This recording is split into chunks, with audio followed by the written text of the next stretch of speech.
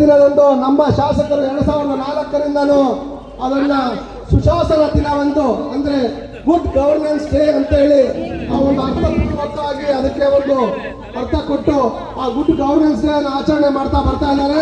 ಅದನ್ನ ಕನ್ನಡದಲ್ಲಿ ನಾವು ಸುಶಾಸನ ದಿನವೆಂದು ಆಚರಣೆ ಮಾಡ್ತಾ ಇದ್ದೀವಿ. ಆ ಸುಶಾಸನ ದಿನಕ್ಕೆ ತಾವೆಲ್ಲರೂ ಆಗಮಿಸಿದ್ದೇವೆ. ನಮ್ಮೆಲ್ಲರ ಪರವಾಗಿ ಸ್ವಾಗತ ಬಯಸ್ತೇವೆ. ಇವತ್ತು ನಮ್ಮ ನೆಚ್ಚಿನ ಶಾಸಕರು ಹಾಗೂ ಈ ಕ್ಷೇತ್ರದ ಮಾಜಿ ನಗರಸಭಾ ಸದಸ್ಯರ ಶ್ರೀ ಜೈಪಾಲ್ ಅವರು ಹಾಗೂ ಮಾಜಿ ನಗರಸಭಾ ಸದಸ್ಯರ ಶ್ರೀ ಮುನಿಸ್ವಾಮಿ ಗೌಡರು ಹಾಗೂ ಮಾಜಿ ನಗರಸಭಾ ಸದಸ್ಯರ ಜಯಪ್ರಕಾಶ್ ಅವರು ಸಮೇತ ಆಗಮಿಸಿದ್ದಾರೆ.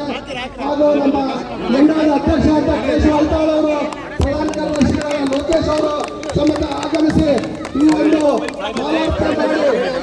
ಸುಶಾಸನ ದಿನಕ್ಕೆ ಅರ್ಥಪೂರ್ವಕವಾಗಿ ಅದಕ್ಕೊಂದು ಅರ್ಥ ಕೊಟ್ಟಿರ್ತಕ್ಕಂಥ ಶಾಸಕರು ನಮ್ಮ ನೆಚ್ಚಿನ ಶಾಸಕರಾದ doctor C N Ashwath Narayan ಅವರು, ಅಟಲ್ ಬಿಹಾರಿ ವಾಜಪೇಯಿ ಅವರಿಗೆ ನನ್ನೆಲ್ಲ ಆತ್ಮೀಯ ಮತ್ತು ಗೌರವಾನ್ವಿತ ನಾಗರಿಕ ಬಂಧುಗಳೇ, ಗಣ್ಯಮಾನ್ಯರೇ,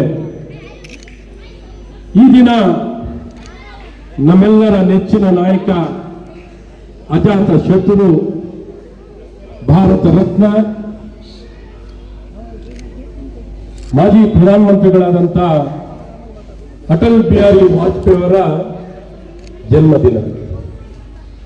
ಈ ದಿನದ ಅಂಗವಾಗಿ ಇಲ್ಲಿ ನೆರೆದಿರುವಂತಹ ಸಮಸ್ತ ನಾಗರಿಕ ಬಂಧುಗಳಿಗೆ ಮೊದಲನೇದಾಗಿ ತಮ್ಮೆಲ್ಲರಿಗೂ ಹೃದಯಪೂರ್ವಕವಾಗಿ ನನ್ನ ಅಭಿನಂದನೆ ಮತ್ತು ಶುಭಾಶಯಗಳು. ಆತ್ಮೀಯರೇ, ಅಟಲ್ ಬಿಹಾರಿ ವಾಜಪೇಯಿ ಅವರು ದೇಶಕ್ಕಾಗಿ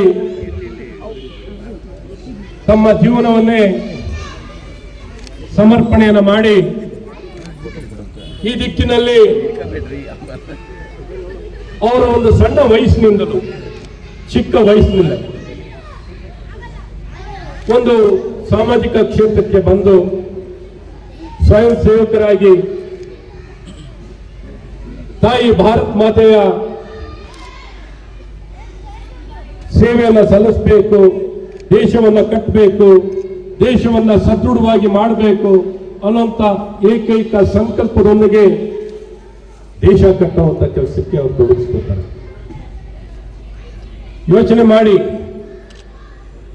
ಒಬ್ಬ ಸರಳ ಒಂದು ಸಾಧಾರಣ ಕುಟುಂಬದಿಂದ ಬಂದಂತ ವ್ಯಕ್ತಿ 9 ಬಾರಿ ಕಾಂಗ್ರೆಸ್ ಅನ್ನುವಂಥ ಪಕ್ಷ ಒಂದು ಹೆಮ್ಮರವಾಗಿದ್ದಂಥ ಕಾಲದಲ್ಲಿ ಲೋಕಸಭಾ ಸದಸ್ಯರಾಗಿ ಆಯ್ಕೆ ಆಗ್ಬೇಕಂದ್ರೆ 9 ಬಾರಿ ಲೋಕಸಭಾ ಸದಸ್ಯರಾಗಿ ಒಂದು ಪ್ರತಿಪಕ್ಷ ಅನ್ನುವಂಥದ್ದು ಅಸ್ತಿತ್ವ ಇರಬೇಕು ಅಂದ್ರೆ ಬಹಳ ಕಷ್ಟ ಇತ್ತು.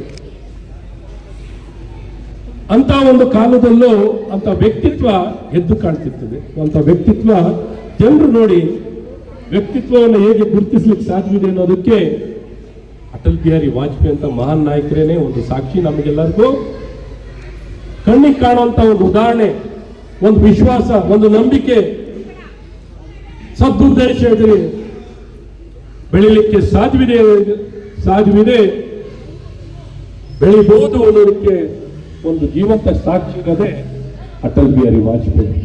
9 ಬಾರಿ ಲೋಕಸಭಾ ಸದಸ್ಯರು, 2 ಬಾರಿ ರಾಜ್ಯಸಭಾ ಸದಸ್ಯರು.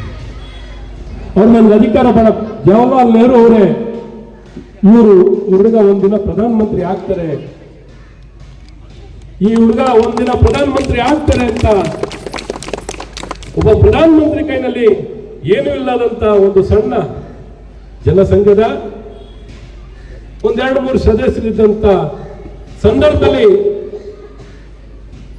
ಇವರನ್ನ ಗುರುತಿಸುವಂತ ಕೆಲಸ ಆಗಿರೋದಂದ್ರೆ ಅದು ಸುಲಭ ಮಾತ್ರ ಅಲ್ಲ. ಹಾಗಾಗಿ ಇಂಥ ವ್ಯಕ್ತಿತ್ವ ಏನೇ ಒಂದು ಆಡಳಿತ ಪಕ್ಷವನ್ನು ಖಂಡಿಸಬೇಕಾದ್ರೂ ಅವರು ಬಳಸಿದಂತ ಭಾಷೆ ಇವನ್ ಆಡಳಿತ ಪಕ್ಷಕ್ಕೆ ಅದು ನೋವು ಅನಿಸ್ತಿರ್ಲಿಲ್ಲ, ಒಂದು ಒಳ್ಳೆ ಸಲಹೆ ರೀತಿ ಕಾಣೋದು. ಆ ರೀತಿ ಉತ್ತಮ ಭಾಷೆ, ಸಾಹಿತ್ಯ, ಅವರ ನಡವಳಿಕೆಗಳು, ಅವರ ಬದ್ಧತೆಗಳು, ಆ ವ್ಯಕ್ತಿತ್ವ, 28 ಪಕ್ಷ ಇಟ್ಕೊಂಡು ಆಡಳಿತ ಮಾಡೋಲ್ಲ ಸುಲಭ ಮಾತ್ರಲ್ಲ. 28 ಪಕ್ಷ, ಇವತ್ತು ಒಂದು ಪಕ್ಷದಲ್ಲಿ ಬಹುಮತ ಇದ್ರು ಒಂದು ಪಕ್ಷದಲ್ಲೇನೆ ವ್ಯತ್ಯಾಸಗಳು ಕಾಣುವಂಥದ್ದಾಗಿದೆ. ನನಗ್ ಬೇಕು ಚೇರು, ನನಗ್ ಬೇಕು ಚೇರು, ನನಗ್ ಬೇಕು ಚೇರು ಅನ್ನುವಂಥ ಗುದ್ದಾಟ, ಪರದಾಟ. ಒಬ್ಬರ ಸದಸ್ಯ ಕೊರತೆಯಿಂದ ಅವರು ಬಹುಮತ ಕಳ್ಕೊಳ್ತಾರೆ. ಅವತ್ತೇನು ಅವರು ಯಾವ ಅಡ್ಡದಾರಿಗೆ ಹೋಗ್ಲಿಲ್ಲ. ಏನೇನು ನ್ಯಾಯಯುತವಾಗಿ ದಾರಿಯಲ್ಲಿ ನಡಿಬೇಕು ಅನ್ನೋಂಥ ಒಂದು ಪರಿಕಲ್ಪನೆ ಅಂತ ಆಲೋಚನೆ ಇದ್ದಂಥ ವ್ಯಕ್ತಿ.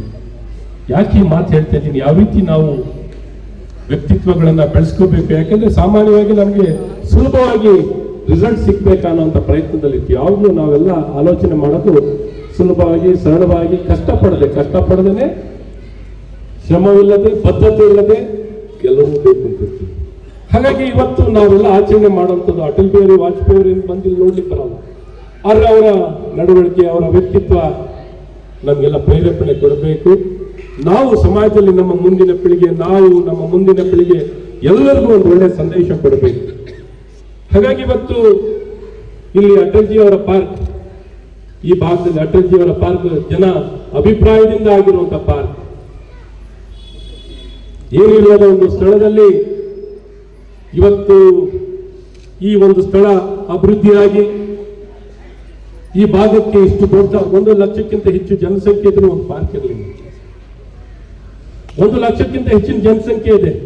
ಏನಾಯ್ತು, ಎಲ್ಲ ರೆವಿನ್ಯೂ ಲೇಔಟ್ ಆಗಿರೋದ್ರಿಂದ ನಮಗೆ ಕನಿಷ್ಠ ಸೌಲಭ್ಯವನ್ನು ಒದಗಿಸ್ಲಿಕ್ಕೂ ಬಹಳ ಕಷ್ಟ. ಆಟದ ಮೈದಾನ, ಪಾರ್ಕು, ಇನ್ನೊಂದು ಮತ್ತೊಂದು ಸೌಕರ್ಯಗಳು ಒದಗಿಸ್ಬೇಕು. ಒಂದು ಒಳ್ಳೆ ಶಾಲೆಗಳಿಗೆ ಜಾಗಗಳು ಅಂದ್ರೂ ವ್ಯವಸ್ಥಿತವಾಗಿ ಅಪ್ರೂವ್ ಲೇಔಟ್ ಅಲ್ಲದ ಕಾರಣ ನಾವು ಸಾಕಷ್ಟು ಸವಾಲುಗಳನ್ನು ಎದುರಿಸಬೇಕಾಗಿದೆ. ಆದರೂ ನಮ್ಮ ಅದೃಷ್ಟ ಭವಿಷ್ಯತ್ ಇಂಥ ಒಂದು ಸ್ಥಳ ನಮಗೆ ದಿವಾನಪಾಳ್ಯದಲ್ಲಿ ದೊರಕಿ ಇವತ್ತು ಜನಸ್ನೇಹಿಯಾಗಿ, ಜನಪರವಾಗಿ, ಜನರ ಆರೋಗ್ಯ, ಅವರ ಕಷ್ಟ ಸುಖಗಳನ್ನು ಮರೆತು ಇವತ್ತು ಅಟಲ್ಜಿ ಪಾರ್ಕ್ ಅಲ್ಲಿ ಬಂದು ಒಂದು ನೆಮ್ಮದಿಯನ್ನ ಕಾಣಲಿಕ್ಕೆ, ಒಂದು ಭರವಸೆಯನ್ನ ಕಾಣಲಿಕ್ಕೆ ಒಂದು ಯೋಗ್ಯವಾಗಿರುವಂತಹ ಸ್ಥಳವಾಗಿ ಇವತ್ತು ಅಟಲ್ಜಿ ಪಾರ್ಕ್ ನಿರ್ಮಾಣ ಆಗಿರೋದು ನಿಮ್ಮೆಲ್ಲರ ಕೊಡುಗೆ ಅಂತ ನಾನು ಇವತ್ತು ಈ ಸಂದರ್ಭದಲ್ಲಿ ಹೇಳಕ್ಕೆ ಆಡಳಿತದಲ್ಲಿ ಗವರ್ನೆನ್ಸ್, ಸುಶಾಸನದಲ್ಲಿ ಕಾಣಲಿಕ್ಕೆ ಸಾಧ್ಯ.